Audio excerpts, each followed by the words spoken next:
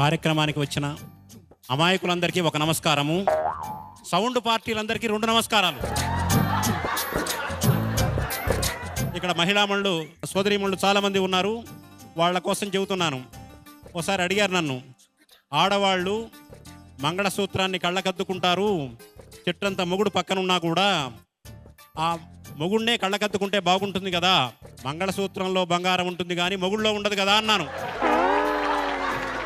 నాకు ఏ ఊరి వాళ్ళైనా ఇబ్బంది లేదు, కానీ ఒక బందర్ వాళ్ళంటే మాత్రం నాకు ఇష్టం లేదు. ఎందుకంటే బందర్ మా అత్తగారు ఊరు కాబట్టి. ఎంత ఆనందం అండి, మీరు కూడా నా టైపే అనుకుంటున్నాను. ఎవరు టైప్ వాళ్ళని వాళ్ళు ఈజీగా గుర్తించగలరు. భార్యనేమో ల్యాండ్లైన్ ఫోన్ లాంటిది, గర్ల్ ఫ్రెండ్ ఏమో సెల్ ఫోన్ లాంటిది. నెంబర్ 1. దీనికి తేడా ఇంకోటి ఏంటంటే, సెల్ ఫోన్కు 2 కనెక్షన్లు ఉండొచ్చు, 3 కనెక్షన్లు ఉండొచ్చు. సెల్ ఫోన్కు, ల్యాండ్లైన్కు మాత్రం ఒకటే కనెక్షన్. ఇంకోటి ఏంటంటే, సెల్ ఫోను చూడగానే ఎంత అందమైన ఫోన్ అయినా 20,000 30,000 పెట్టి కొన్నైనా ఈ పీసు మారిస్తే బాగుంటుంది, ఈ పీసు మారిస్తే బాగుంటుంది అనుకుంటారు. ఎన్ని పీసులు మార్చినా మెంటల్ పీసు రాదు. ఒక ల్యాండ్లైన్ వల్లనే మెంటల్ పీసు వస్తుంది. సెల్ ఫోను ఛార్జ్ చేస్తేనే పనిచేస్తుంది, రీఛార్జ్ చేస్తేనే పనిచేస్తుంది. ల్యాండ్లైన్కు ఛార్జింగ్ అవసరం లేదు, రీఛార్జింగ్ అవసరం లేదు.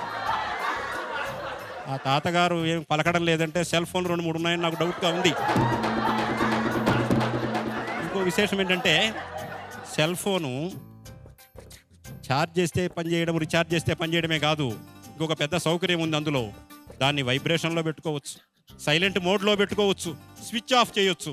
కానీ ల్యాండ్లైన్ స్విచ్ ఆఫ్ చేయడం ఎవరి తరమో కాదు, మోగిందంటే వీధి మొత్తం వినిపిస్తుంది. ఒకసారి జంచాల గారు నన్ను హాస్యావధానంలో ప్రశ్న వేశాడు.